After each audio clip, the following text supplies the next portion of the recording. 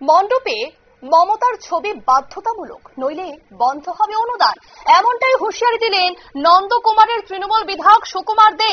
মণ্ডপে মমতার ছবি বাধ্যতামূলক, নইলে বন্ধ হবে অনুদান, এমনটাই হুঁশিয়ারি নন্দকুমারের তৃণমূল বিধায়ক সুকুমার দে। আর তার এই মন্তব্যের পরই তৃণমূলকে কটাক্ষ বিরোধী দলনেতা শুভেন্দু অধিকারী।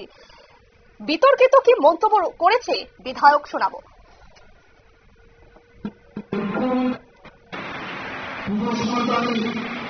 চতুর্থী থেকে দশমী পর্যন্ত ভুজ এলাকায় একটা ন্যূনতম সৌজন্য বোধটুকু আপনাদের কারো কারো নেই।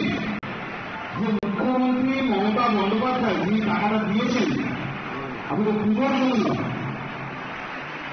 তাকে শুভেচ্ছা জ্ঞাপন করে তার ছবিটা, এটা আপনার কেউ করেননি। কেন করেননি? আপনারা কেউ বলুন তো, টাকা নেব না, কেউ বলবেন? কেউ কিন্তু বলবেন না, টাকা সবাই নেবেন। তাহলে তার ছবিটা আপনার ক্লাবের সামনে রাখতে সেখানে কুণ্ঠবোধ কেন? কিসের বিভাগ? কিসের বিভাগ? তিনি তো বাংলার মুখ্যমন্ত্রী, তিনি তো আপনাদের এই অর্থনৈতিক সাহায্য পুজোর জন্য দিচ্ছেন। তার ছবিটা কেন রাখতে পারেন না ক্লাবের সামনে, মঞ্চের সামনে? কিসের বাধা আমাদের? কেন করেন না? আমাকে অধিকার বর্ণনা বলছেন। আমি যে ক্লাব আমাকে ভালোবাসে, যারা করে তাদের সঙ্গে আমি আছি, যারা করে না আমি তাদের সঙ্গে নিয়ে আসতে চাইছিলাম।